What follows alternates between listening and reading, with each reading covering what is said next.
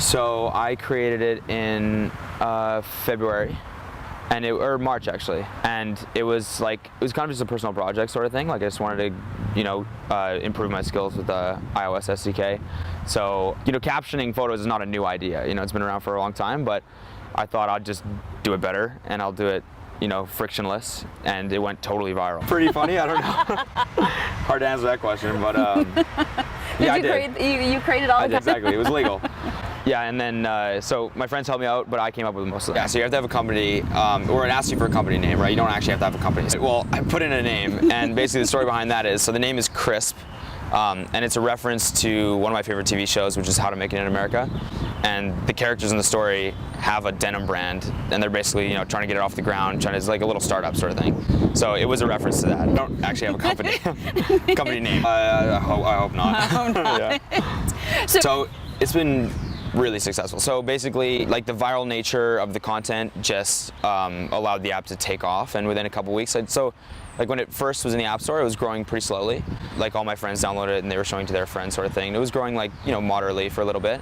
And then all of a sudden, one day it just started doubling every single day. I think that's what had a really large effect on the virality. That's a month ago that I had over 1 million. So now it's somewhere around 4 million. Basically, my plans are kind of creating other apps in the same space, kind of trying to expand the iCap franchise. I'm going to try and make it a little more social as well. Put in some discovery features in there, stuff like that. So I'm going to be basically working on those features for the next few months. I think I do consider myself an entrepreneur, just because I was raised with this mentality of kind of creativity and creation, kind of having an outlook on things like that.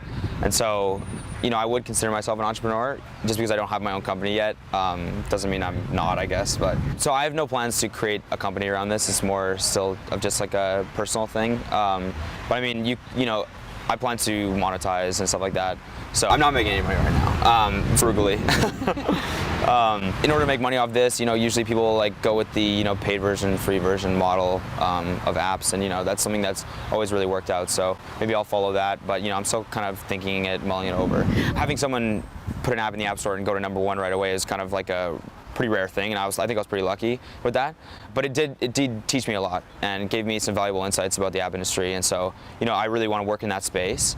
And yeah, I think the latter, because I want to learn. That's my objective right now. It's just basically knowledge. You know what I mean? I want to learn from. I don't think I'm ready to start my own company, and I really just want to learn from people who are in the industry right now and people who are successful until the point where I can feel ready to, go out on my own, or maybe stay with a company, if they're making an impact sort of thing. So yeah, I definitely would. I don't think I'm going to say any companies in specific. Facebook. It'd definitely be just like a startup that's making like an impact, because that's just really inspiring. And it also has to be something that I'm really passionate about, because I feel like that's truly where you get motivation from. It's just being passionate about the idea and just truly wanting to pursue it.